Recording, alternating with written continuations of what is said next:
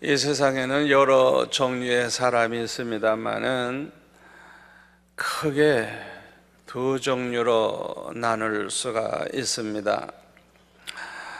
하나는 그 몸 안에 성령이 계신 하나님의 자녀들과 성령이 없는 그런 마귀의 자녀들로 그렇게 나눌 수가 있습니다.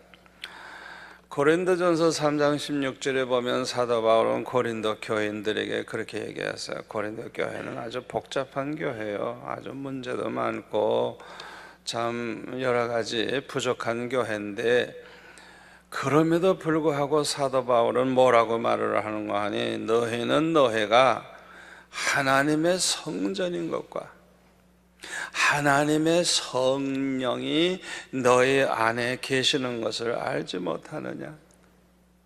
또 6장 19절에 보면 너희 몸은 너희가 하나님께로부터 받은 바 너희 가운데 계신 성령의 전인 줄 알지 못하느냐. 너희는 너희 자신의 것이 아니라 값으로 산 것이 되었으니 그러므로 너의 몸으로 하나님께 영광을 돌리라. 아멘. 우리가 부족함이 많지만은 그럼에도 불구하고 예수 믿어 구원받은 하나님의 자녀들 속에는 하나님의 성령이 계시다는 거예요. 아멘. 그래서 이 몸이 하나님의 성전이라는 거예요. 이 몸으로 하나님께 영광을 돌리라는 거예요.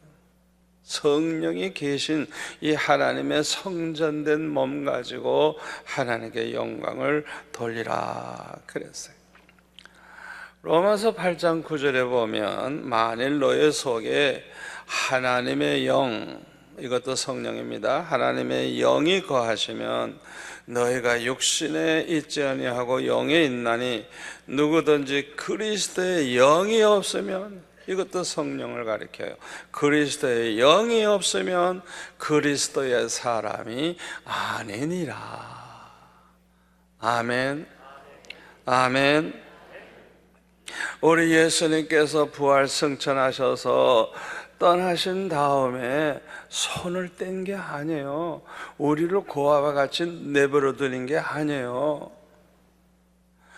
우리 주님은 승천하셔서 하나님 우편에 앉아 계시지만은 그 그리스도의 영이, 그 보혜사 성령이 언제나 우리 안에 계시다는 걸 믿으시기를 바랍니다.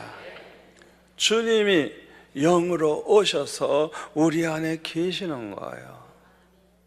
우리는 절대로 혼자가 아니에요. 진심으로 예수를 믿는다면, 아무리 믿음이 부족하다고 할지라도 진실로 믿는다면 하나님의 자녀가 되었고, 하나님의 자녀가 된 여러분 안에는 성령이 계십니다. 하나님의 영이 계십니다. 그리스도의 영이 계십니다. 주님이 여러분 안에 계세요. 제가 얼마 전에 러시아 선교사를 통해서 아주 감동적인 이야기를 들었어요. 그 러시아 그 신학교 우리가 많이 돕고 있습니다. 그 러시아 신학교에 학생들이 와서 먹고 자면서 공부하고 가요. 그걸 다 비용을 우리가 대고 많은 교회들이 도와서 운영하는 거예요.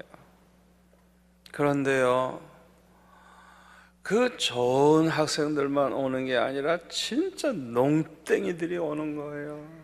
도대체 이런 사람이 어떻게 목사가 될 수 있을까? 너무 속상한 거예요.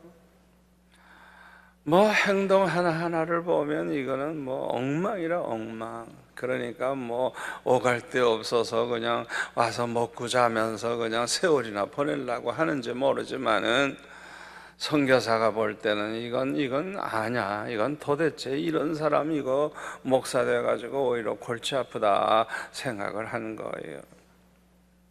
그래서 이 사람들을 다 내보내고 싶은 거예요. 그리고 좋은 학생들만 데리고 공부를 이제 하고 싶은 거예요. 그런데 이 못된 인간들이 얼마나 못되게 구는지 좋은 학생들이 다 떠나버리더래. 있어야 될 사람은 안 있고 떠날 사람이 있는 거예요. 얼마나 속상해요. 그래서 학교 문 닫을 마음이 생겨가지고 그만둬야 되겠다, 신학교 못하겠다, 그들을 그냥 다 보낼 생각을 하면서 하나님 앞에 주여 나는 못하겠습니다 안타깝게 기도를 하는데 주님이 말씀하시더래요. 네가 이 학생들을 내쫓으면 곧 나를 내쫓는 것이다. 우리가 볼 때 그렇게 농땡인데 그래도 예수 믿고 신학교 온 그 사람, 그 속에 주님이 계시기 때문에 그 사람들을 내쫓는 것은 예수님을 내쫓는 것 같다는 거예요. 그래서 우리가 사람을 함부로 판단하면 안 돼요. 우리가 겉으로 볼 때는요, 믿음이 좋아 보이고 열심히 했는데 한 주간 동안 그냥 별별 죄를 다 범하는 사람이 있고요, 우리가 볼 때 도무지 믿음이 없어 보이는데 그 사람 속에 그럼에도 불구하고 주님이 계시다는 걸 믿으시기를 바랍니다. 왜 성도들이 귀하냐? 그 속에 예수님이 계시기 때문에 귀한 거예요. 아멘. 그러니까 그렇게 마음에 안 드는 학생들임에도 불구하고 그들을 내쫓으면 나를 내쫓는 것이다, 주님이 말씀을 하셔서 정신을 바짝 차리고 그들에게 사랑을 베풀고 참고 견디면서 그렇게 신학교를 하다가 보니까 이 사람들이 다 변화가 되고 이 사람들이 훌륭한 주의 종들이 되고 교역자가 되더라는 거예요. 아멘. 아멘. 우리가 진심으로 예수 믿으면 하나님의 자녀가 되는데, 그렇게 되면 하나님의 성령이 우리 안에 함께 계시는데 왜 주님이 내 안에 계시다는 걸 느끼지를 못하고 사느냐? 주님이 내 안에 계시고 나와 함께 하심을 항상 우리가 느끼면서 그게 믿어지는 가운데 살아야 되는데 왜 그렇지를 못하느냐 이거예요. 이유가 뭔지랍니까? 주님의 계명을 지키지 않기 때문에 그렇게 되는 것입니다. 다시 말하면 믿음이 너무 작아서 그래요. 믿음이 너무 작아서. 잘 들으세요. 우리의 믿음만큼 하나님 사랑하게 되고 우리의 믿음만큼 순종하게 됩니다. 왜 예수 믿는다고 하면서도 주님의 계명대로 못 사느냐? 그렇게 믿음이 너무 없어, 너무 작아. 그러니까 내가 주님의 계명을 지키는 나의 모습을 보면 내 믿음 상태를 알 수 있는 거예요. 오늘도 대표기도 하시는 제사님, 지나간 주간에도 주님 말씀대로 살지 못하고 순종하지 못하고 용서해달라고 기도하는데 왜 그런 기도를 우리가 할 수밖에 없느냐? 왜 그렇게 살 수밖에 없느냐? 주일날 대표기도 하는 분이 성령 충만해가지고 그냥 정말 막 그냥 기도 속에서 모두가 다 그냥 은혜를 받아야 되는데 왜 우리가 그냥 나약함을 그냥 보여주면서 말씀대로 순종 못한 걸 고백할 수밖에 없느냐? 믿음이 너무 작아서, 믿음이 적으니까 주님의 말씀대로 살지 않는 거예요. 믿음만큼 하나님 사랑하고, 믿음만큼 주님 사랑하고, 믿음만큼 기쁨으로 순종하고. 아멘. 그래서 요한복음 14장 21절에 뭐라 그랬어요? 나의 계명을 지키는 자라야 나를 사랑하는 자니. 주님의 계명을 순종하는 자라야 나를 사랑하는 자니. 나를 사랑하는 자는 내 아버지께 사랑을 받을 것이요 나도 그를 사랑하여 그에게 나를 나타내리라. 내가 얼마나 기뻐하고 널 사랑하는지 보여주겠다. 체험하면서 살 수 있도록 나타내 보여주겠다는 거야. 그걸 우리가 느끼며 살 수 있게 해주시겠다는 거예요. 23절에 보면 예수께서 대답하여 이르시되 사람이 나를 사랑하면 내 말을 지키리니, 나를 사랑한다면 내 말을 지키리니 내 아버지께서 그를 사랑하실 것이요 우리가 성부 성자 성령께서 그에게 가서 거처를 그와 함께 하리라. 하나님의 영이, 그리스도의 영이, 성령이 오셔서 함께 계시겠다는 거예요.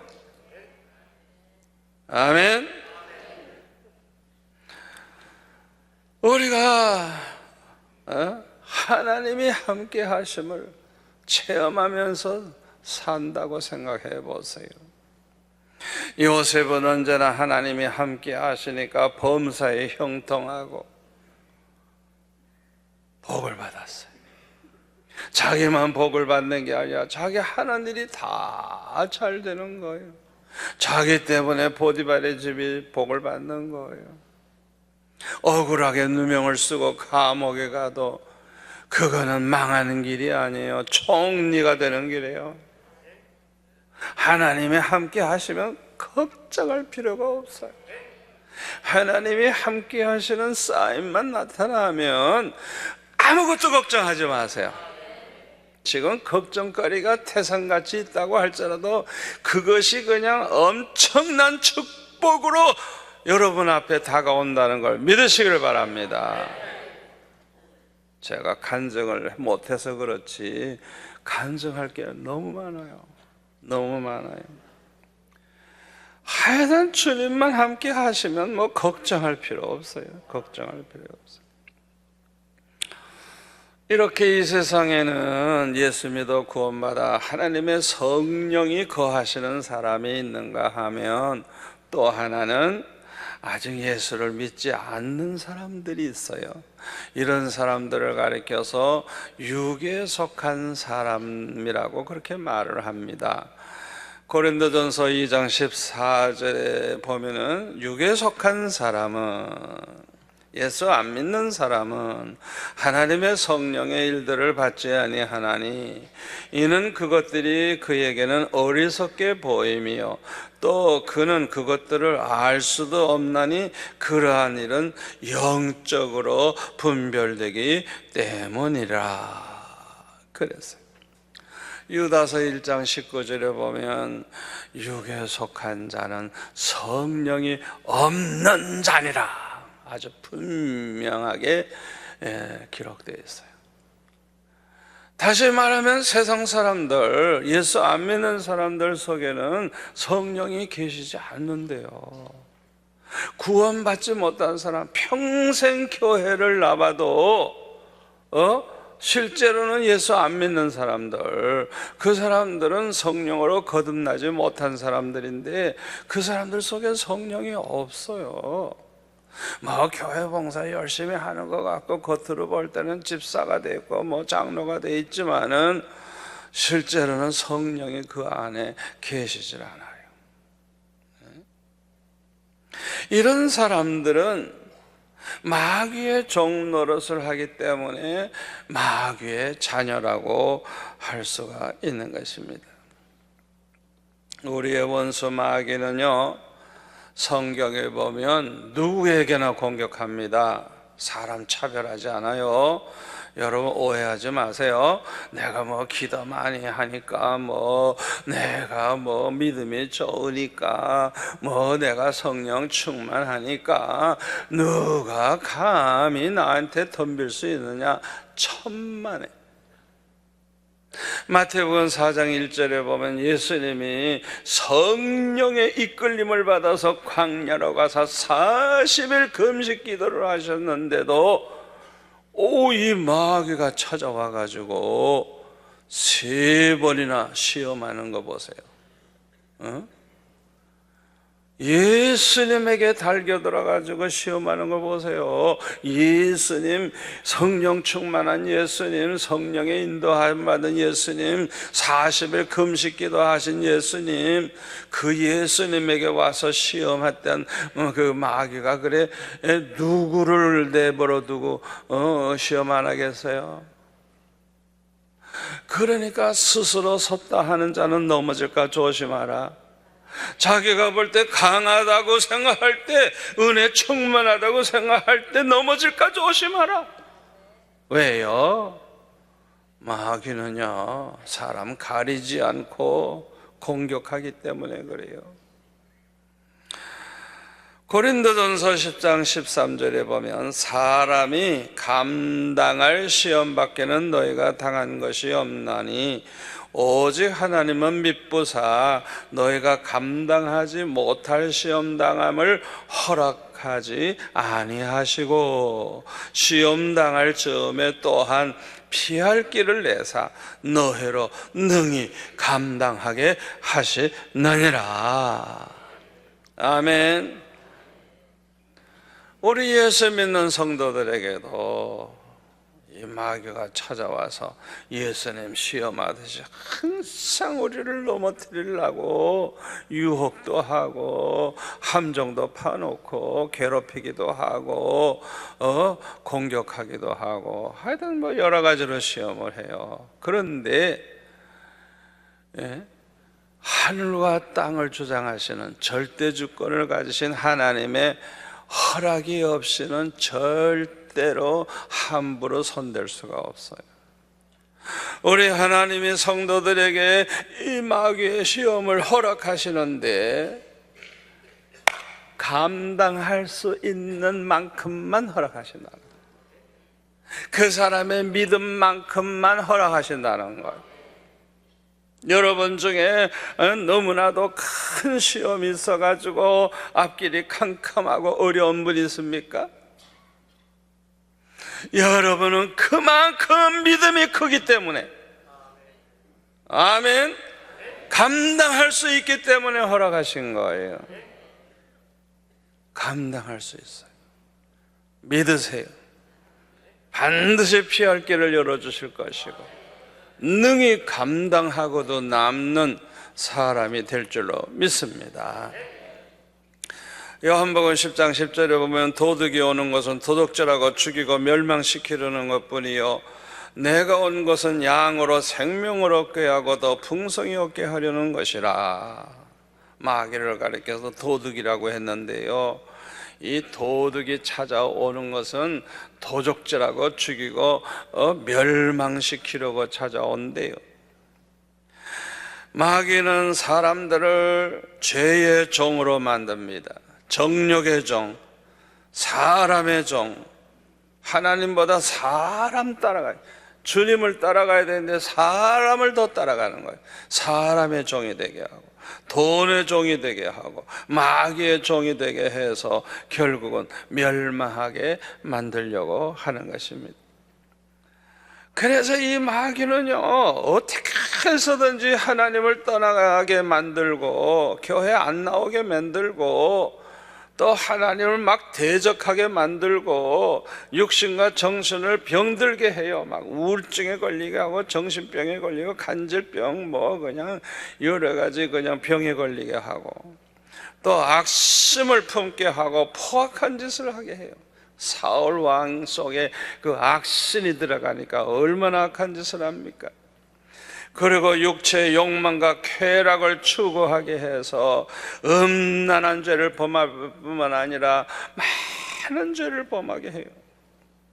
그리고 거짓말 잘하고 거짓된 이중적인 생활을 하도록 만들어요. 그리고 교회를 막 공격하게 만들어요.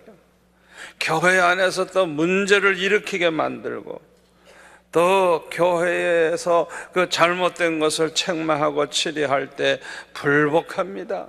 교회에 복종 안 합니다. 이거 사탄이 그렇게 시키는 거예요. 그래서 마태복음 18장 15절에 보면 예수님이 이렇게 말씀하셨어요. 네 형제가 죄를 범하거든 가서 너와 그 사람과만 상대하여 공고하라. 만일 들으면 내가 그 형제를 얻은 것이요, 만일 듣지 않거든 한두 사람을 데리고 가서 두세 증인의 입으로 말마다 확증하게 하라. 만일 그들의 말도 듣지 않거든 어디에? 교회에 말하고, 교회 말도 듣지 않거든 어떻게 해요? 어떻게 해요? 이방인과 세리와 같이 여기라. 그건 예수 안 믿는 사람이에요. 교회의 말도 안 듣는 사람이라면 그 사람은 그건 예수 안 믿는 사람이에요. 교회에 대해서 반발하고 교회를 배반하고 교회의 권위에 굴복하지 않는 사람이라면 그 사람은 교인이 아니에요. 그 사람은 마귀의 자녀예요. 이방인으로 세리로 여기라는 거예요. 예수님 말씀이에요. 이렇게 이 세상에는 성령이 없는 사람들이 있어요. 성령이 없는 사람. 성령이 있는 성도들과 성령이 없는 세상 사람이 있는 것입니다. 자, 그런데 오늘 본문에 보니까 귀신 들린 아들을 둔 아버지가 이 아이를 예수님께 데리고 옴으로써 귀신이 쫓겨나게 되고 모든 병을 고침받은 기록이 나와 있습니다. 오늘 본문의 말씀은요, 마가복음 9장 14절 이하에도 있고요, 누가복음 9장 37절 이하에도 같은 내용을 취급하고 있는데, 이 기록한 이 사람들이 자기 지식, 자기 생각, 자기가 본 관점, 이 보는 관점에 따라서 다르잖아요. 그래서 조금 차이가 나지만은 이 세 가지를 다 종합해 보면 하하, 그 내용이 이래했구나 이해할 수가 있습니다.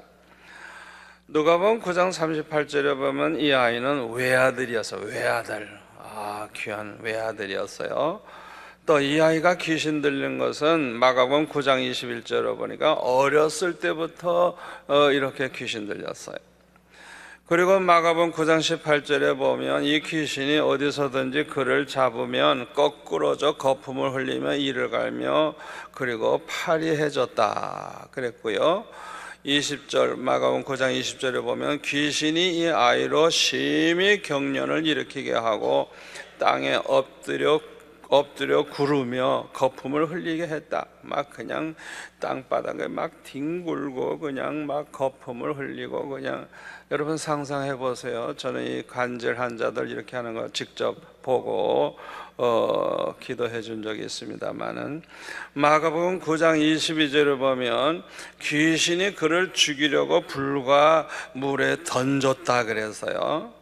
그리고 마태복음 17장 오늘 보면 15절에 보니까 주여 내 아들을 불쌍히 여기소서 그가 간질로 심히 고생하여 자주 불에도 넘어지며 물에도 넘어졌다 그랬어요. 여기 보면 간질이라고 그렇게 말을 하고 있어요. 그리고 마가복음 9장 25절에 보면 이 아이는 말도 못하고 듣지도 못하는 아이였음을 알 수가 있어요. 그러니까 이 보통 귀신이 들어가 있는 게 아니에요. 그냥 뭐 하여튼 아주 그냥 정말 아주 큰 귀신들이 바글바글한 거예요. 그러니까 이 아이 때문에 그 부모가 얼마나 고생을 했을지 우리가 가히 짐작하고도 남음이 있습니다. 그런데 예수님께서 베드로와 요한과 야고보를 데리고 변화산에 올라가셨다가 그 일이 내려오셨는데 그 이튿날 이제 예수님을 찾아왔어요. 예수님이 변화산에 계시는 동안에 이 아이 아버지는 아들을 데리고 제자들에게 찾아왔지만은 제자들이 고치지를 못했다 그랬어요. 그래서 그 다음날 예수님이 산에서 내려오신 이후에 예수님을 찾아와서 또 고쳐달라고 했어요. 누가복음 9장 37절에 보니까 이 아이의 아버지는 예수님 앞에 무릎을 꿇고 엎드려 부탁합니다. 마가복음 9장 22절에 보면 무엇을 하실 수 있거든 우리를 불쌍히 여기사 도와주옵소서. 무엇을 하실 수 있거든. 예수님의 전지전능하심을 모르고 있는 거예요. 예수님이 누군지 모르고 있는 거예요. 이때 예수님께서 뭐라 그래요? 할 수 있거든이 무슨 말이냐? 믿는 자에게는 능히 하지 못할 일이 없느니라. 우리 한번 같이 외쳐봅시다. 할 수 있거든이 무슨 말이냐? 믿는 자에게는 능히 하지 못할 일이 없느니라. 제가 이 입술이 뻣뻣해 죄송합니다.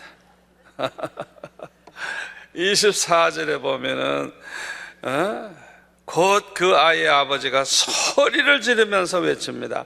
내가 믿나이다. 나의 믿음 없는 것을 도와 주소서. 이렇게 외쳤어요. 이때 예수님께서는 25절에 보면 사람들이 막 달려와서 모이는 걸 보시고 그 더러운 귀신을 꾸짖어 말씀하시기를 말 못하고 못 듣는 귀신아 내가 네게 명하노니 그 아이에게서 나오고 다시 들어가지 말라 하시매 귀신이 소리를 지르며 아이를 심히 경련을 일으키게 하고 나가니 이 귀신이 곱게 안 나가. 그냥 나갈 때 난리를 치죠. 이 아이가 죽은 것 같이 되었으니 많은 사람이 말하기를 죽었다 하나 예수께서 그 손을 잡아 일으키시니 이에 일어서니라. 아멘.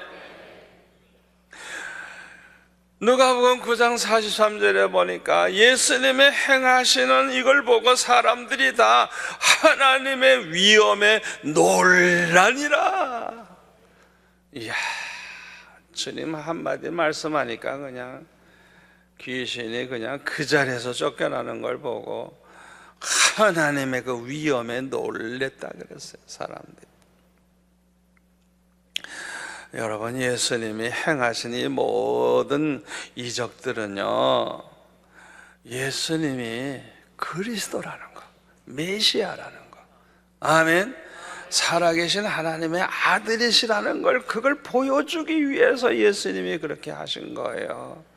예수님은 우리의 메시아로 오신 걸 보여주기 위해서 그렇게 하신 거예요. 아멘. 우리 예수님은 하나님의 아들이십니다. 전지전능하신 분입니다. 그러니까 죽은 자에게도 일어나라 그러면 일어나는 거예요. 아멘. 이 귀신 들린 아이의 아버지와 같이 혹시 여러분들 중에 어려움을 당하고 있는 분 계시다고 하면 낙심할 필요가 없습니다. 왜요? 예수님께 나오면 됩니다. 하늘과 땅의 모든 권세를 가지신 예수님 앞에 나오면 해결 못할 것이 없어요. 그런데 마태복음 17장 오늘 보면 19절에 보면 이때 제자들이 조용히 예수님께 나와 질문합니다. 우리는 어찌하여 쫓아내지 못하였나이까? 질문했을 때 예수님 말씀하시기를 너의 믿음이 작은 연건이라. 너의 믿음이 작은 까닭이니라. 아멘. 이유는 다른 게 없어요. 너희들 믿음이 작아서 귀신을 쫓아내지 못하는 것이다 말씀을 하신 거예요. 마태복음 17장 17절에 보면은 그 예수님께서 제자들이 귀신 쫓아내지 못했다는 말을 들으셨을 때 이 믿음이 없고 패역한 세대요. 예수님께서 그들이 너무 믿음이 없는 걸 이렇게 지적하고 말씀하시는 걸 볼 수가 있어요. 다시 말하면 겨자씨만한 믿음도 없는 그 제자들을 보시고 예수님은 아주 통분히 여기시는 것입니다. 통탄하고 계시는 것. 우리가 예수님을 믿는다 말은 하면서도 너무나도 믿음이 없는 사람들도 있고 또 믿음이 있으나 너무 작은 것. 이게 문제예요. 이게 문제. 가만히 생각하면 개인의 문제, 가정의 문제, 교회 문제들도 결국은 믿음이 작아서 생기는 문제들이에요. 믿음이 부족하다 보니까 문제 안 될 게 문제가 되는 거예요. 가만히 생각해 보면 믿음이 작은 사람들에게 특징이 있어요. 매사에 부정적입니다. 그리고 매사에 의심이 많아요. 그리고 두려움이 많아요. 두려움이. 그리고 걱정이 많아. 걱정. 그냥 10년 후에 될 일을 끌어다 걱정해. 제가 옛날에 그랬거든요. 얼마나 어리석은 짓입니까? 하나님은 다 준비해 놓고 계시는 걸 괜히 그냥 미리 끌어다가 걱정을 얼마나 많이 했는지. 믿음이 작은 사람의 특징은 걱정을 많이 해. 아무 쓸데도 없는 걱정을. 그리고 원망불평이 많고 낙심을 잘해. 그리고 너무너무 큰 시험을 당하면 아예 절망에 빠져버려. 왜 이렇게 되는 줄 압니까? 우리 한번 따라서 할까요? 하나님을 바라보지 않고 세상을 바라보기 때문이다. 사람을 바라보기 때문이다. 문제를 바라보기 때문이다. 여러분 잘 들으세요. 하나님만 바라보아야 되는데 절대 주권을 가지신 하나님, 나의 생사화복을 주장하시는 하나님, 하나님의 허락이 없이는 공중에 나는 참새 한마디도 안 떨어진다면 나에게 있는 문제가 어찌 우연일 수가 있어요? 하나님이 허락을 하신 것이기 때문에 나에게 그런 시험이 왔는데 하나님을 바라보지 않고 자꾸 세상만 바라보고 사람만 바라보고 문제 자체만 자꾸 바라보고 있는 거예요. 이렇게 되면요 문제가 더 커져요. 문제만 자꾸 바라보고 걱정해 보세요. 문제가 몇 배로 확대가 됩니다. 믿음은 점점 더 작아지고 믿음이 막 흔들리고 믿음이 없어지고 이래가지고 아무것도 해결할 수가 없어요. 그러므로 우리가 믿음으로 문제들을 해결하려고 하면, 개인의 문제, 가정의 문제, 교회 문제를 해결하려고 하면 첫째로 하나님만 바라보아야 합니다. 하나님의 언약의 말씀을 생각하고 그 하나님의 언약의 말씀을 믿어야 됩니다. 그 말씀대로 된다는 걸 믿어야 돼요. 그 말씀은 정황부하다는 걸 믿어야 돼요. 아멘. 그 하나님의 말씀을 그대로 믿고 행하면 그대로 기적이 일어납니다. 두 번째로는 기도만 해야 돼요. 입을 벌리지 마시고 입을 다물고 기도만 하셔야 돼요.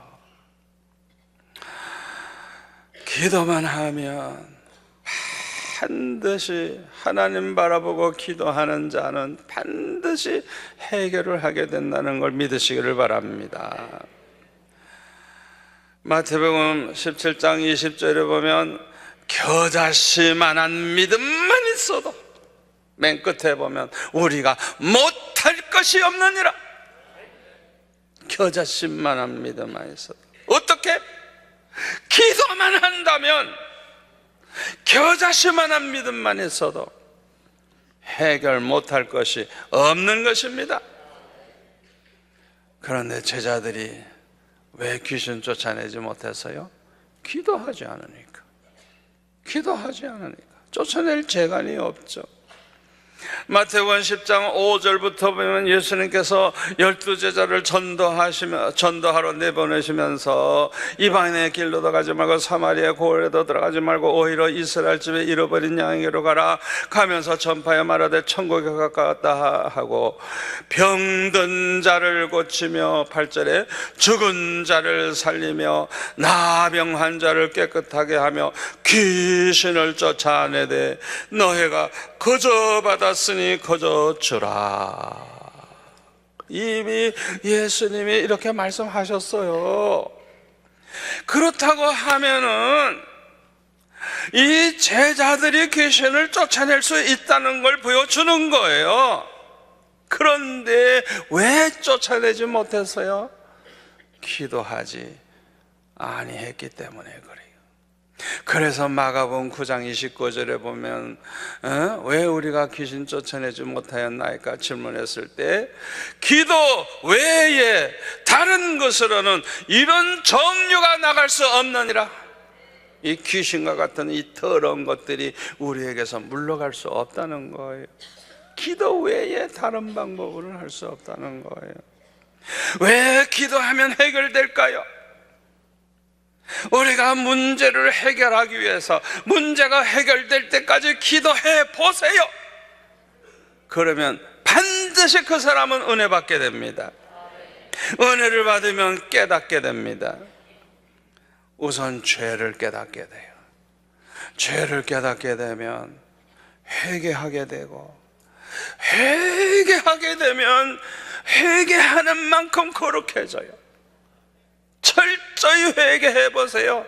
사도행전 2장 38절 말씀대로 성령의 선물을 주셔서 죄와 싸워 이기게 하시고 마귀와 싸워 이기게 하시고 거룩하게 살 수 있게 만들어 주시는 것입니다. 두 번째로는 하나님의 사랑을 깨닫게 됩니다.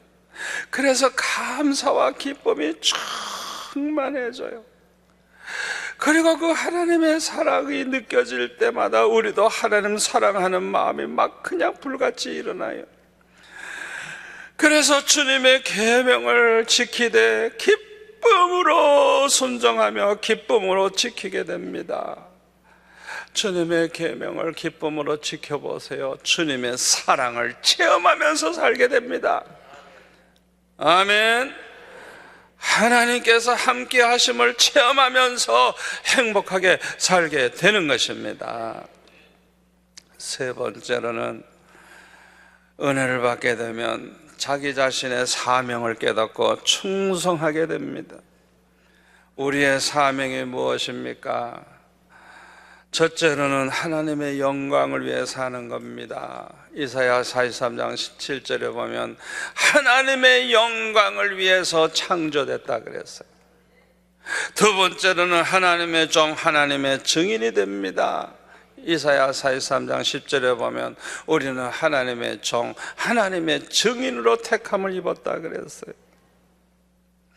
그래서 우리는 이렇게 성령의 은혜를 받으면 세상 사람들에게 내가 믿는 예수님을 알려주게 되고, 내가 예수님을 믿어서 구원받아 얼마나 축복을 받고 행복한가를 전하는 가운데 많은 사람들을 예수 믿어 구원 얻게 만드는 것입니다. 우리가 하나님의 영광을 위해서 뭘 먹든지 마시든지 무엇을 하든지 하나님의 영광을 위해서 하는 것이 우리의 사명이에요. 아멘. 그렇게 사는 사람은 많은 사람을 기쁘게 하고 많은 사람에게 유익을 주어서 감동을 시킵니다. 그래서 많은 사람이 예수 믿어 구원 얻는 역사가 일어나는 거예요. 고린도전서 10장 31절 33절까지의 말씀이죠. 우리가 하나님의 영광을 위해 살면 반드시 열매가 나타나는데 나 때문에 구원받는 사람이 많아지는 열매가 반드시 일어나는 것입니다. 요한복음 15장 16절에 보면 예수님이 말씀하셨어요. 너희가 나를 택한 것이 아니요 내가 너희를 택하여 세웠나니 이는 너희로 가서 열매를 맺게 하고 또 너의 열매가 항상 있게 하여 내 이름으로 아버지께 무엇을 구하든지 다 받게 하려 함이라. 아멘. 여기서 말하는 이 열매가 무엇일까요? 우리가 하나님께 영광 돌리면서 사는 가운데 나 때문에 많은 사람들이 예수 믿고 구원 얻게 되는 것이 바로 우리 하나님이 기뻐하시는 열매인 것입니다. 우리 하나님은 기도하는 자에게 은혜를 주십니다. 기도하는 자에게 깨달음을 주십니다. 기도하는 자에게 변화가 있게 하십니다. 생각하는 게 달라져요. 옛날에는 쓸데없는 생각 많이 했는데 좋은 생각을 많이 해요. 어떻게 하면 주님을 기쁘시게 해드리며 살까? 어떻게 하면 주님을 위해서 살까? 좋은 생각을 많이 해요. 말이 달라집니다. 행동이 달라집니다. 가치관이 달라지고 생애의 목표와 목적이 달라지고 무엇보다도 이 성품이 달라지는데 사랑이 많아져서 원수까지라도 사랑하고 나를 괴롭히는 그 사람을 위해서 축복하며 기도해 줄 수 있는 사람으로 변화가 되는 것입니다. 우리 하나님은 이런 사람과 함께 하시고 이런 사람들을 크게 들어 쓰시는 것입니다. 그러므로 기도하는 사람은 우리 주님이 함께 하심으로 능히 귀신을 쫓아낼 수 있는 것입니다. 우리 하나님의 자녀들에게는 때때로 고난이 오는데요. 왜 하나님이 이렇게 고난을 허락하시는 줄 압니까? 기도하게 하기 위해서 그래요. 기도하게 하기 위해서. 야고보서 5장 13절에 보면 너희 중에 고난당하는 자가 있느냐 그는 기도할 것이요. 왜 기도하게 하십니까? 기도해야 은혜 받고 기도해야 믿음이 쑥쑥 자라나게 되기 때문인 것입니다. 아멘. 그러므로 우리가 겨자씨만한 믿음만 있다고 해도 기도하면 우리가 못할 것이 없는 것입니다. 아무리 믿음이 작아도 우리가 합심해서 기도해 보세요. 두 사람이 합심해서 무엇이든지 구하면 하늘에 계신 내 아버지께서 그들에게 이루게 하시리라.